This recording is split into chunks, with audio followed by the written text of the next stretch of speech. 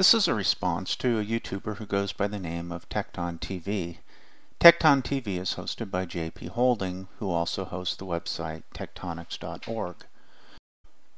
I suspect that many of my viewers have never heard of Mr. Holding or seen any of his videos. I provided a link below should you care to view his videos. However, if you decide to post to his channel, beware that he actively censors comments. When you watch his videos, you will soon discover that Mr. Holding likes to offer insults to individuals and groups who disagree with his views. In fact, it's difficult to find a video where this doesn't occur. Additionally, he has a habit of stating items as fact without providing evidence for them. If you then challenge his view, he will dismiss you as unstudied on the topic.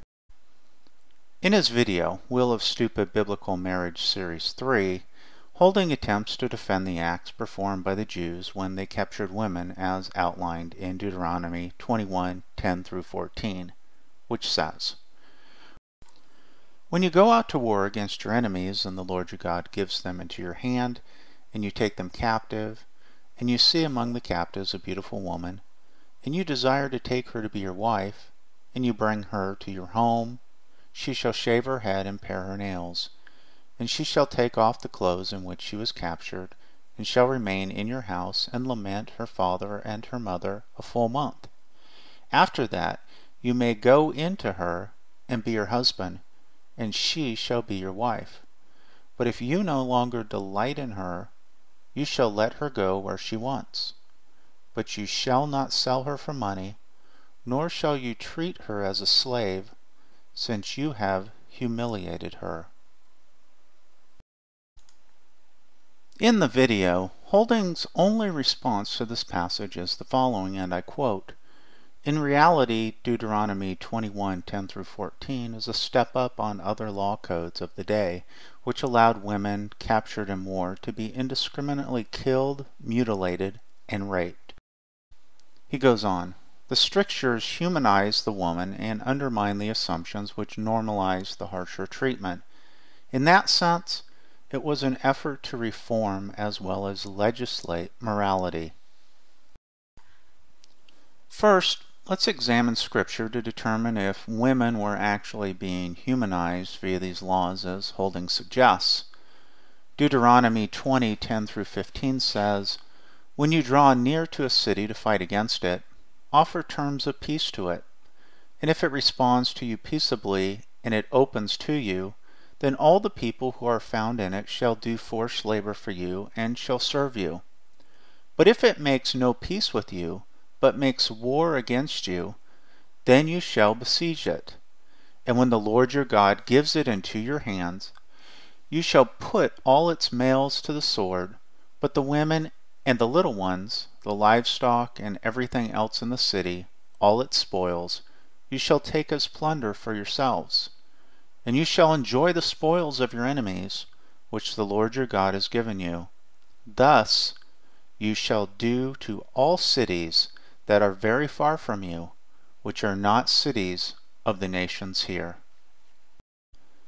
Treating women as spoils of war hardly seems like the law is humanizing them. Furthermore, both women and children are grouped together with livestock and everything else in the city. Now let's address Holding's claim that these laws help stop women from being indiscriminately killed. Although the women from faraway nations were not to be killed indiscriminately, notice how women of the lands Israel was taking were to be treated.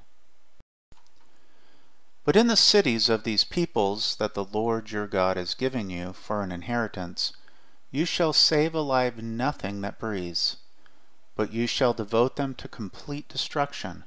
The Hittites and the Amorites, the Canaanites and the Perizzites, the Hivites and the Jebusites, as the Lord your God has commanded, that they may not teach you to do according to all their abominable practices that they have done for their gods, and so you sin against the Lord your God.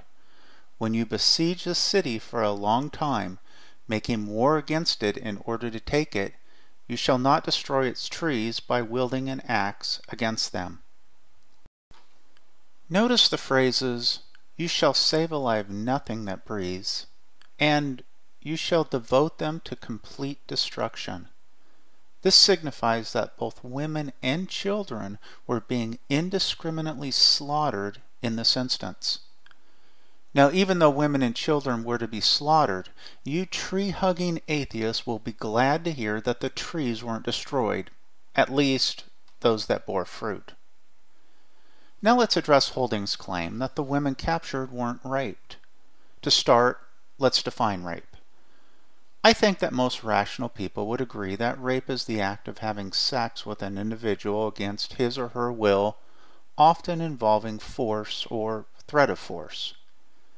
As we clearly see in Deuteronomy 21:10-14, the woman has absolutely no say in the decisions made, but only the captor. Verse 11, you desire to take her to be your wife. Verse 12, you bring her to your house. Verse 13, you may go into her and be her husband. Verse 14, if you no longer delight in her.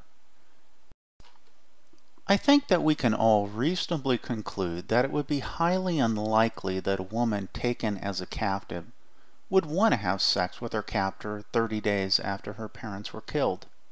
Additionally, it's important to note that the captor might actually have been the individual who killed her parents. Furthermore, there is even textual evidence in the passage that would indicate that the actions performed here constitute rape. Deuteronomy 21:14 says that the captive woman was humiliated by the actions of the captor. The Hebrew word translated humiliated is anita and is based on the root word anah. To understand what anah means, let's look at it in the context of another story. 2 Samuel 13 contains the story of Amnon and Tamar.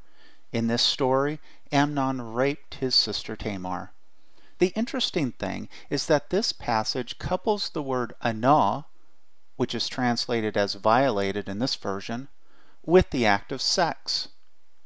Now, several versions of the Bible actually translate these two acts together as rape. Now notice in Deuteronomy 21 that we have the same combination. Deuteronomy 21:13 says, you may go into her and be her husband. This, of course, means sex. And Deuteronomy 21:14 says, since you have humiliated her. Humiliated is translated from the word anita, which is based on the root word anah. Now it's important to note that I'm not suggesting that every use of anah can be translated as rape. However, if it is coupled with a sexual act, I believe there is textual evidence to conclude it is rape. Lastly, I'd like to address Holding's comment that Deuteronomy 21:10-14 was a step up on other law codes of the day. Even if these laws were better than others of the day, are these the kind of laws you would expect from a perfect being? This better than argument is fine when dealing with the laws of men, but is not compelling when we are talking about God. I continue to be amazed at Christians who justify genocide, slavery, and what I would define as rape. You can make the argument that these laws were better than the others of the day, but in the end, they were still wrong. But what do I know? I'm simply an unlearned, fundy atheist. Take care, and let me know what you think.